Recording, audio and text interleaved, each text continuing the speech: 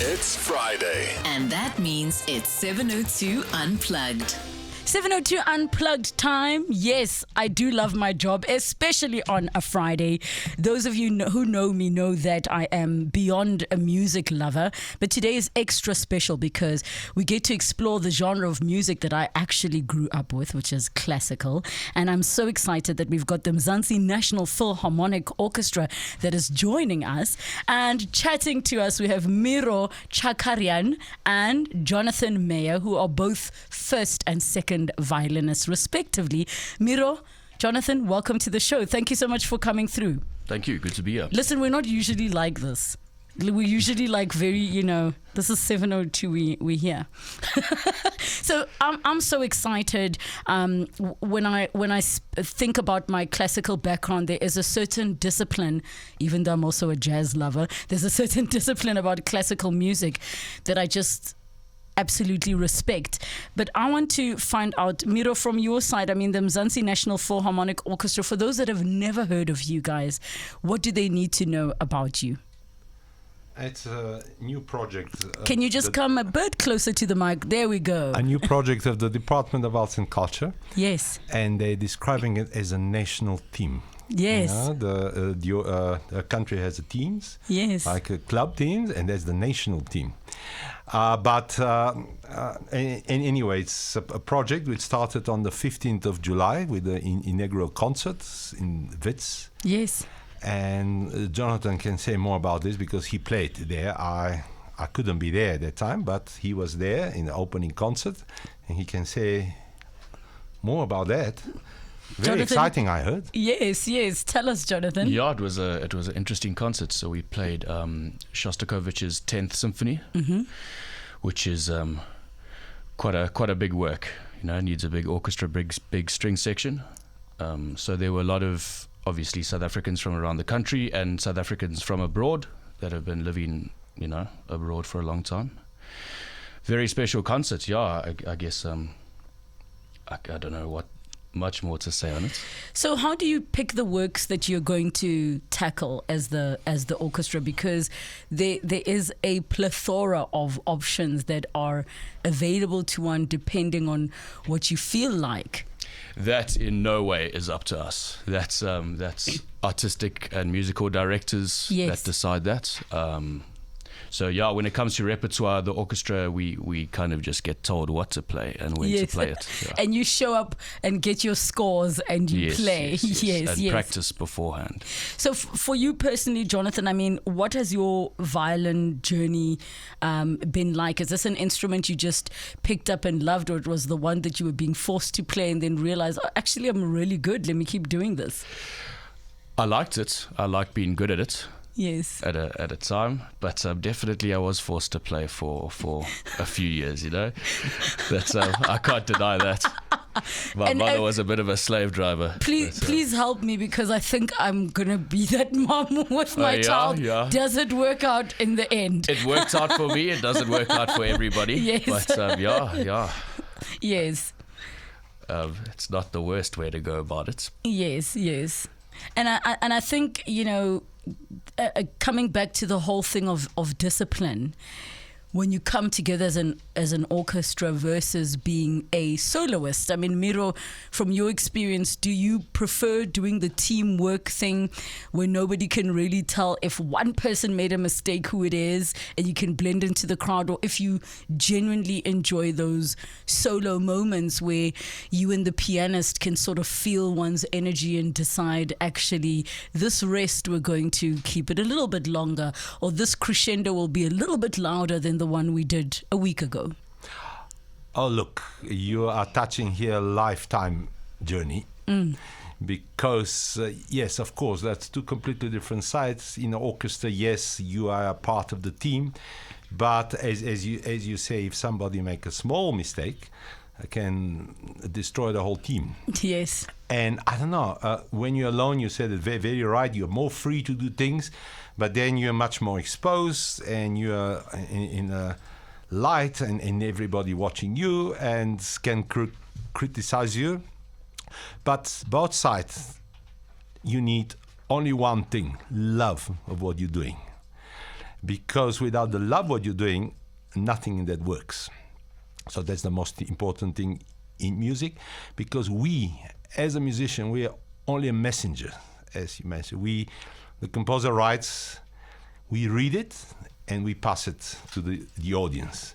So we have this special privilege to read what is in that score and to pass it to the audience, because the audience cannot read music in that sense, but they want to hear what the composer wanted to present to people. So we are the messengers who should take it from that paper and pass it to the audiences, and try the best of our abilities to pass the message from the composer to the audience. And good luck. That's why I say we need a lot of love for that. And it is only appropriate that one of the songs you'll be performing is Vivaldi Spring, as we are burning of heat in the season, which we're looking forward to. And Tula Tula, head over to the 702 Facebook page. We are streaming live. The orchestra is here. And yes, we'll introduce all of them when we wrap up the show. But when we come back, let's listen to some music.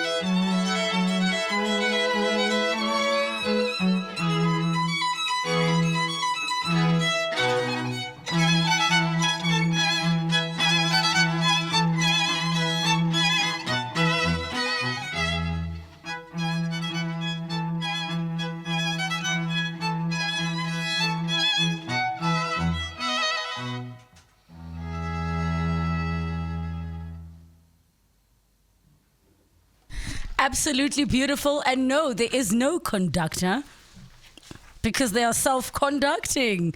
And the next song, Tula Tula.